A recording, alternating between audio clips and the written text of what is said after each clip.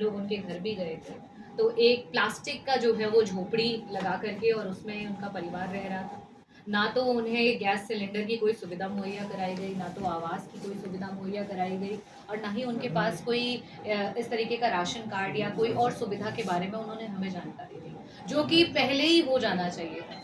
और इन सारी चीज़ों के लिए जब मेरी जिलाधिकारी महोदय से वार्ता हुई, मैं उनके आवास पे पहुंची, तो मेरा पहला प्रश्न ये था कि क्या आप इनके परिवार से मिले? उन्होंने कहा हाँ। तो मैंने कहा क्या आपने इनके घर के सामने की सड़क और रोड देखी, जो कि पूरी की पूरी जलमग्न स्थिति में थी? तो उन्होंने कहा मैं अंधेरे में आया था, मैं नहीं देख पाया। अंधेरे में ही शायद हमें कीचड़ और फिसलन का ज़्यादा एहसास होता था, खैर वो अलग बात है। लेकिन उसके बाद मैंने उनसे पूछा कि इनके परिवार के लिए जो है आपने क्या किया? तो उन्होंने कहा कि हमने इनको फला फला स्कीमों से जो है जोड़ दिया है, और बाकी हम इनको 5 लाख की जो मदद है उस समय, जबकि इसको 5 लाख ना बोल करके 7.5 लाख जो है अमाउंट बोला गया कि इसकी मदद कराएंगे, जिसको कि न्यूज़ में और आप लोगों के माध्यम से प्रकाशित भी कर दिया है।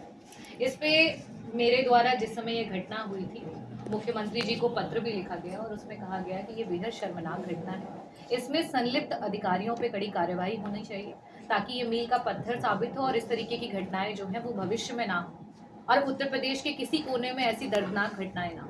साथ ही साथ ये भी उसमें लिखा गया था कि परिवार में जो भी लोग गए हैं वो बहुत ही कम उम्र के लोग थे, उस घर का भरण पोषण करने वाले लोग थे, या फिर एक ऐसा बच्चा था जो आगे जाकर के परिवार के लिए जो है वो हिम्मत और चीज़ों के लिए वो काबिज होता। तो ऐसी स्थिति में परिवार में कोई भी व्यक्ति शैक्षिक आधार पे जो है उनके कम से कम एक नौकरी जो है मुहैया कराए, और इस पे उस समय आश्वासन मिला कि जो भी बेस्ट पॉसिबल चीज़ें होंगी वो की जाएंगी। लेकिन आज इस वर्तमान स्थिति में 5 लाख रुपए जो है वो मुआवजा शिवा गौतम जी के परिवार को और समीर के परिवार को मिला है।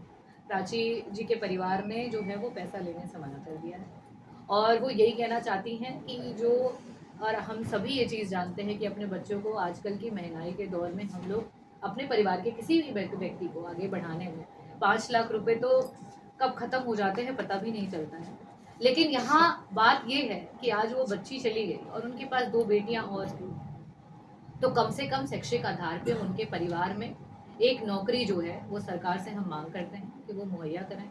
यहाँ पे जिलाधिकारी महोदय जी को भी ज्ञापन देने गए थे, समाजवादी पार्टी की जो विंग है, महिला विंग, और सभी लोग मिल करके गए, और इसी के लिए हम लोगों ने बुलाया है कि जो बार बार ये चीज़ें सामने आती हैं कि पॉलिटिकल एजेंडा करके जो हमारे सबसे लास्ट पंक्ति के लोग हैं उनकी आवाज़ को दबा दिया जाता है। तो हम बैठे, हमने इंतज़ार किया, लेकिन उन्हें इंसाफ नहीं मिला। तो इस वजह से हमने ये प्रेस कॉन्फ्रेंस की है, और इसके बाद हम जिलाधिकारी